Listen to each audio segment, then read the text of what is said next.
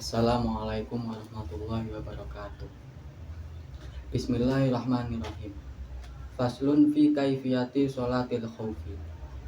Wa innama afrodaha al-musannifu an ghairiha minas sholawati bitarjamatin li'annahu yuhtamalu fi iqamatil fardi fil khawfi ma la yuhtamalu fi ghairihi. Wa sholatul khawfi anwa'un kasiratun tablughu sittata adrubin kama fi sahihi muslimin. Iktasara al-musannifu minha ala salasati adrubin.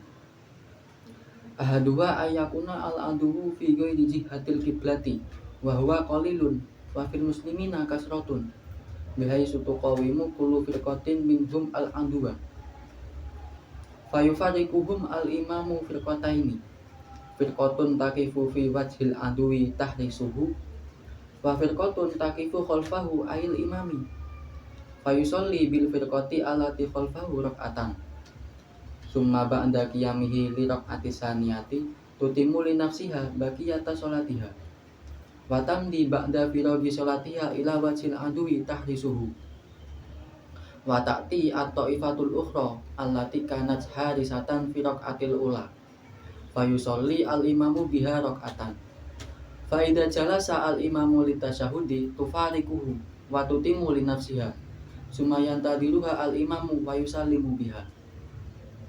Wa hadhihi sholatu Rasulillahi sallallahu alaihi wasallam bidati liqa. Sumiyat bidzalika li'annahum raqa'u fiha rayatihim wa qila ghairu dzalik. Bismillahirrahmanirrahim. Fasal menjelaskan tata cara sholat khauf.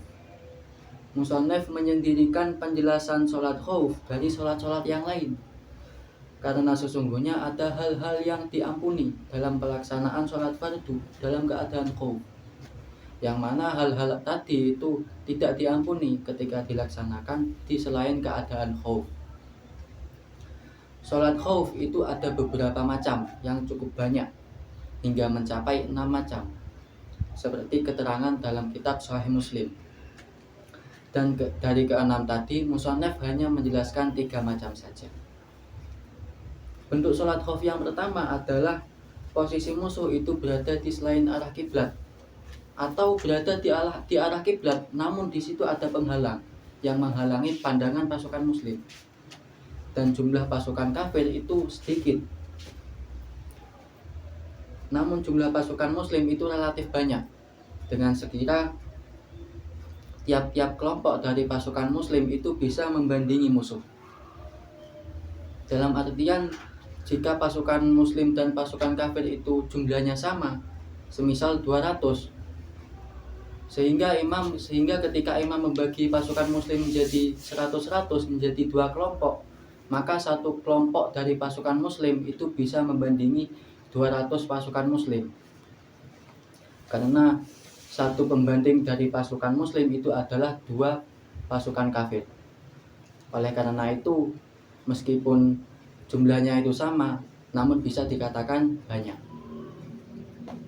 Kemudian imam membagi mereka menjadi 2 kelompok. Satu kelompok berdiri di arah musuh untuk memantau mereka, dan kelompok yang lain itu berdiri di belakang imam.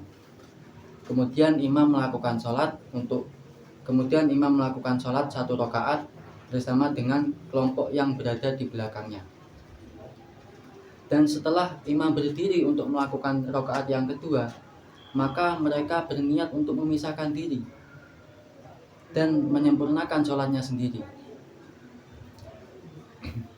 Dan setelah sholatnya selesai, mereka langsung berangkat ke posisi arah musuh untuk memantau musuh. Dan kelompok yang lain datang, yakni kelompok yang memantau musuh pada saat pelaksanaan rakaat yang pertama. Dan imam melakukan sholat 1 rakaat bersama dengan mereka. Kemudian saat imam duduk untuk melakukan tasyahud, maka mereka memisahkan diri tanpa disertai dengan niat, dan mereka menyempurnakan sholatnya sendiri. Kemudian imam menunggu mereka dan melakukan salam bersama dengan mereka. Ini adalah sholat yang dilakukan oleh Rasulullah di suatu daerah yang bernama Dzati Riqa. Dinamakan dengan demikian karena sesungguhnya para sahabat itu menambal bendera mereka di sana. Dan ada yang mengatakan alasan lain. ini adalah ketika jumlah rokaatnya itu 2. Namun ketika jumlah rokaatnya itu 4, maka imam melakukan sholat 2 rokaat bersama dengan satu kelompok dan melakukan 2 rokaat lagi bersama dengan kelompok yang lain. Demikian. Assalamualaikum warahmatullahi wabarakatuh.